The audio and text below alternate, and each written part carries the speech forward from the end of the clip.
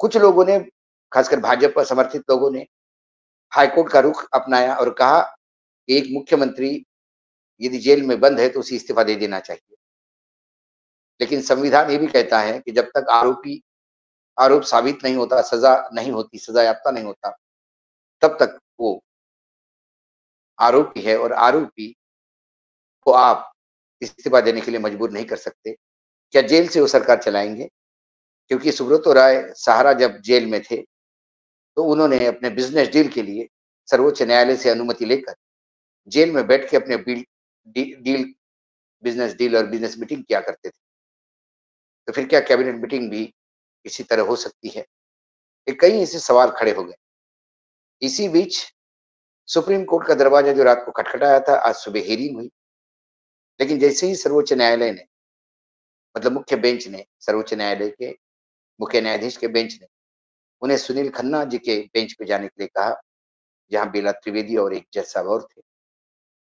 उसके बाद अरविंद केजरीवाल ने वो अपनी याचिका वापस ली, क्योंकि जो बेंच बताया गया है, उस बेंच के यदि पूर्व निर्णय देखें तो ईडी के मामले में उस बेंच ने कभी भी कोई रियायत नहीं दी। तो रियायत नहीं मिलने के बजाय लड़ने से क्या, अरविंद केजरीवाल ने वापस ले लिया। अब इस पूरे घटनाक्रम में कुछ बातें सामने आई। एक तरफ अरविंद केजरीवाल के ऊपर ईडी की रेड, उनको अरेस्ट, ये मामला चल रहा है। 100 करोड़ का आरोप एक्साइज पॉलिसी में। कविता जो केसीआर की बेटी है, बीआरएस की चेयरमैन जो मुख्यमंत्री थे तेलंगाना के, उनकी बेटी सांसद, वो आज अरेस्ट है। लेकिन इस पूरे मामले में हास्यास्पद ये है कि रिकॉर्ड पे यदि देखा जाए तो आरोप तो 100 करोड़ के हैं, लेकिन ये आरोप फैंसी भी हो सकते हैं। या गोवा में जो 100 करोड़ रुपए खर्चा किए पार्टी ने, वो क्या शराब के ही थे क्या? ये ट्रेल भी मुश्किल लगती है। ऐसा सर्वोच्च न्यायालय ने पहले भी अपने कमेंट में कहा है। सॉलिड प्रूफ क्या है? एक 32 लाख का चेक, जो चेक दिनेश अरोड़ा नाम के एक ठेकेदार ने संजय सिंह को लेके साथ में ले जाके मनीष सिसोदिया को दिया पार्टी फंड में, और मनीष सिसोदिया ने अपने पार्टी के फंड में जमा। संजय सिंह इसलिए अरेस्ट क्योंकि वो चेक लेके गए थे। मनीष सिसोदिया इसलिए अरेस्ट कि उन्होंने चेक लिया था। और अब केजरीवाल इसलिए अंदर है जेल में क्योंकि वो पार्टी के सुप्रीमो है। आरोप यह है कि आपने जो एक्साइज पॉलिसी बनाई थी, उसमें जो फायदा पहुंचाया था, उसके एवज में ये रिश्वत थी। सॉरी, आरोप भले ही 100 करोड़ के हो, क्योंकि इसके पहले अनिल देशमुख के मामले में हमने 100 करोड़ के वसूली के आरोप फेल होते हुए देखे और चार्जशीट फिर 1 करोड़ 80 लाख पे चली गई। तो ये आरोप होते हैं, निकलता क्या है? संजय राउत पे आरोप हुए, क्या निकला? कुछ नहीं, वो भी खाली पड़ा हुआ है केस। तो सॉलिड 32 लाख इधर है, लेकिन इस शराब घोटाले में सबसे ज्यादा बेनिफिशियरी यानी सबसे ज्यादा फायदा किसको हुआ होगा? तो वो भाजपा को। वो कैसे? जब शराब नीति को लेके जब इंक्वायरी ऑर्डर हुई, एलजी ने की, तो उसमें से उन्होंने कहा, जो ऑर्डर की रिपोर्ट आई उसमें यह कहा गया कि शरद चंद्र रेड्डी नाम के दक्षिण भारत के बहुत बड़े व्यापारी, अब्जोपति, अरबोपति, वो इस पूरे स्कैंडल के मुखिया है, वही किंग पिन है, वही सूत्रधार है। तो उन्हें तुरंत अरेस्ट किया गया। अब वो Aurobindo pharma, APL health care जैसे कई कंपनियों के मालिक। अब जैसे ही शरद चंद्र रेड्डी 10 नवंबर को अरेस्ट हुए, 15 नवंबर को 10 नवंबर 2022 को अरेस्ट हुए, 5 दिन में 15 नवंबर 2022 में उनकी कंपनी अरविंदो फार्मा ने 5 करोड़ के इलेक्टोरल बॉन्ड खरीदे और बीजेपी को दिए।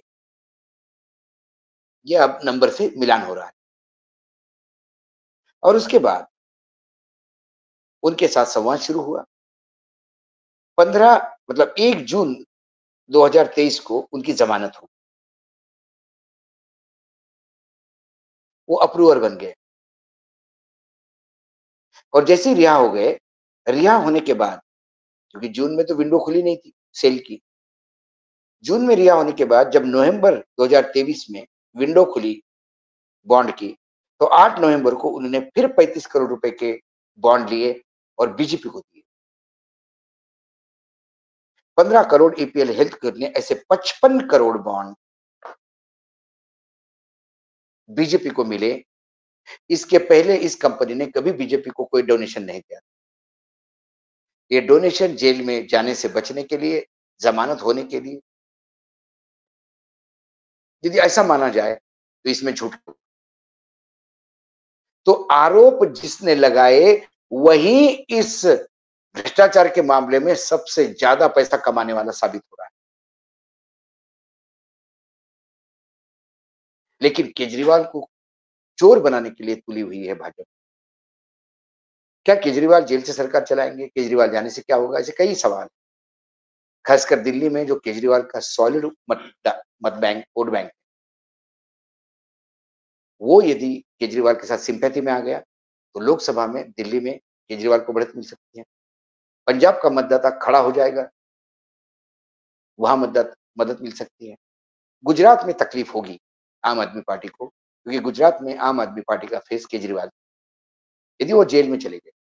लेकिन इससे सबसे ज्यादा फायदा जो भाजपा के नेता देख रहे हैं कि केजरीवाल को जेल में डालने से एक धारणा थी कि आचार संहिता लागू होने के बाद सभी चुनाव में लगे रहेंगे और फिर जिसको कहते हैं कि